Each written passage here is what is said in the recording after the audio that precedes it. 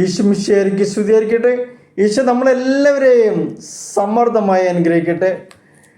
നമുക്കിന്ന് തിരുവചനത്തിലെ കുറിച്ചിട്ട് സോളമൻ്റെ പ്രാർത്ഥനയെക്കുറിച്ചൊക്കെ ഒന്ന് ചിന്തിക്കാം.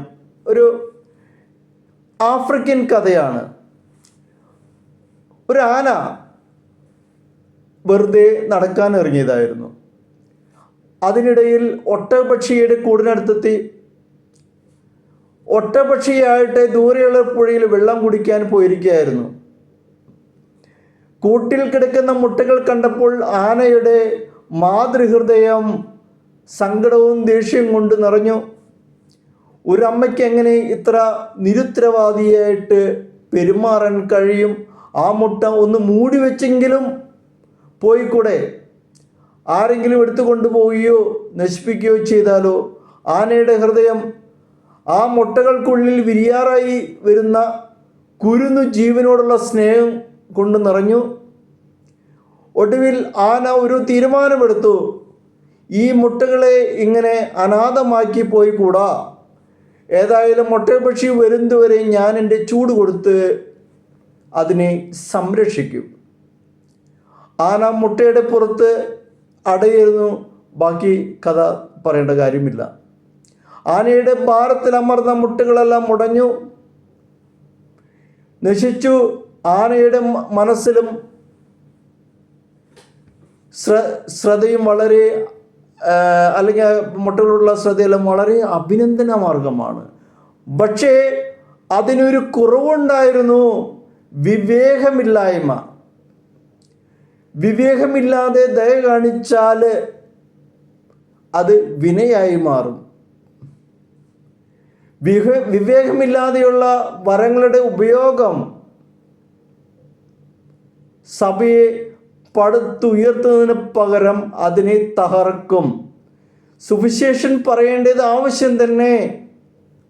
പക്ഷേ വിവേകമില്ലാത്ത സുവിശേഷ പ്രഘോഷണം സുവിശേഷത്തെ അനാകർഷകമാക്കുകയും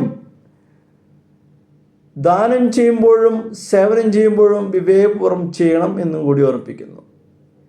വിവേകമില്ലാത്ത വാക്കുകളും പെരുമാറ്റങ്ങളും ആണ് ജീവിതത്തെയും കുടുംബങ്ങളെയും തകർക്കുന്നത്. ധാരാളം കഴിവുകളും സാഹചര്യങ്ങൾ ഉണ്ടായിട്ടും പലരുടെയും ജീവിതങ്ങൾ അനുഗ്രഹമല്ലാതായിത്തീരുന്നു. കാരണം ഉള്ളവയെ വിവേകപൂർവ്വം ഉപയോഗിക്കാൻ ഇവർക്ക് അറിയില്ല. എല്ലാ ജീവിതങ്ങളിലും പ്രശ്നങ്ങളുണ്ട്.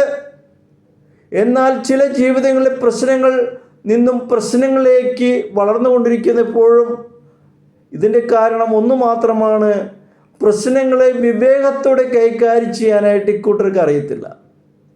നമ്മുടെ ജീവിതത്തിലെ നിരവധി പ്രശ്നങ്ങളും വിവേകമില്ലായ്മ മൂലം ഉണ്ടാവുന്നതാണ്.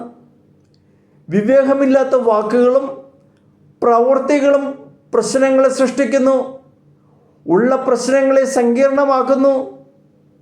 ഒരുപക്ഷെ ഒരു വലിയ പ്രശ്നത്തിൻ്റെ വേര് കിടക്കുന്നത് ഒരു ചെറിയ വിവേകക്കുറവിലായിരിക്കാം.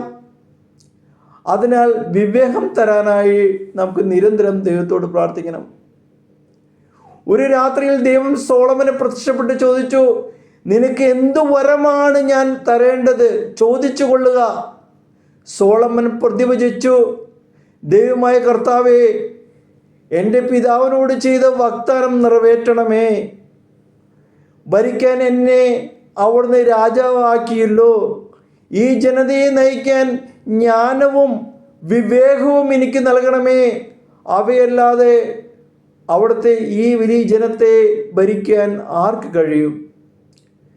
ദൈവം സോളമന് ഉത്തരം നൽകിക്കൊള്ളാം. സമ്പത്തോ ധനമോ പ്രശസ്തിയോ ശത്രു നിഗ്രഹമോ ദീർഘായുസ് പോലുമോ നീ ചോദിച്ചില്ല. ഞാൻ നിനക്ക് ജ്ഞാനവും വിവേകവും നൽകുന്നു.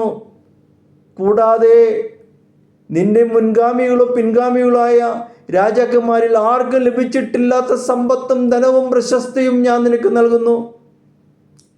സോളമനെ പോലെ നമുക്ക് പ്രാർത്ഥിക്കാൻ സാധിക്കണം. നമുക്കറിയാം, വിശുദ്ധ ഗ്രന്ഥം വായിച്ചിട്ടുള്ളവർക്ക് എല്ലാവർക്കും അറിയാം, സോളമനെ പോലെ ജ്ഞാനമുള്ളൊരു വ്യക്തി വിശുദ്ധ ഗ്രന്ഥത്തിൽ എവിടെയും എഴുതപ്പെട്ടിട്ടില്ല. കാരണം ദൈവത്തോട് സോളമൻ യാചിച്ചത് ജ്ഞാനമാണ്, വിവേകമാണ്.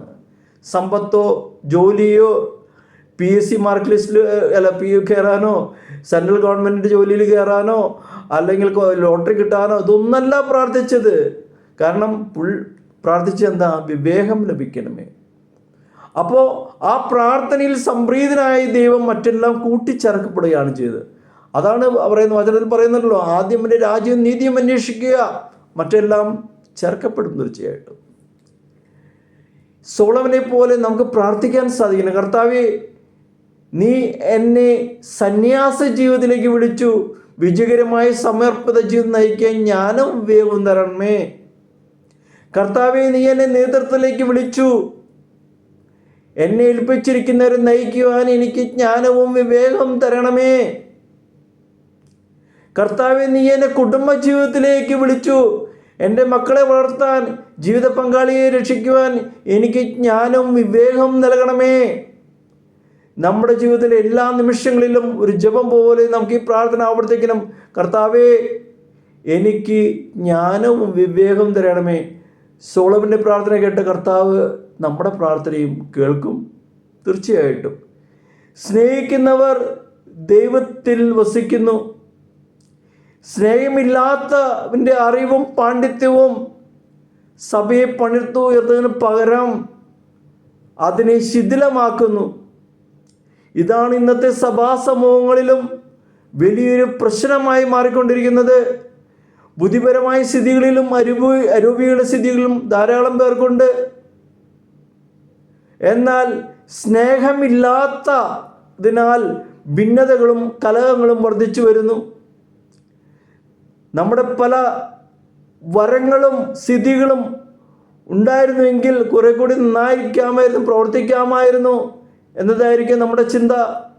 പക്ഷേ ഒരു സ്ഥിതിയുമില്ലെങ്കിലും സ്നേഹമുണ്ടെങ്കിൽ നമുക്ക് ഫലപ്രദമായി പ്രവർത്തിക്കാൻ സാധിക്കും. സ്നേഹത്തിൻ്റെ കുറവാണ് നമ്മുടെ യഥാർത്ഥ പ്രശ്നം. അതിനാൽ സ്നേഹം നിറയാൻ ദാഹിക്കുകയും പ്രാർത്ഥിക്കുകയും ചെയ്യുക. സോളമൻ യാചിച്ച പോലെ യാചിക്കാൻ നമുക്ക് സാധിക്കട്ടെ. ദൈവം നമ്മൾ ഓരോരുത്തരെയും അനുഗ്രഹിക്കട്ടെ. ഈ വചനം കേൾക്കുന്ന എല്ലാ മക്കളെയും അനുഗ്രഹിക്കട്ടെ. നമുക്ക് പ്രാർത്ഥിക്കാൻ കണ്ണുകളടച്ചുകൊണ്ട് പ്രാർത്ഥിക്കാം.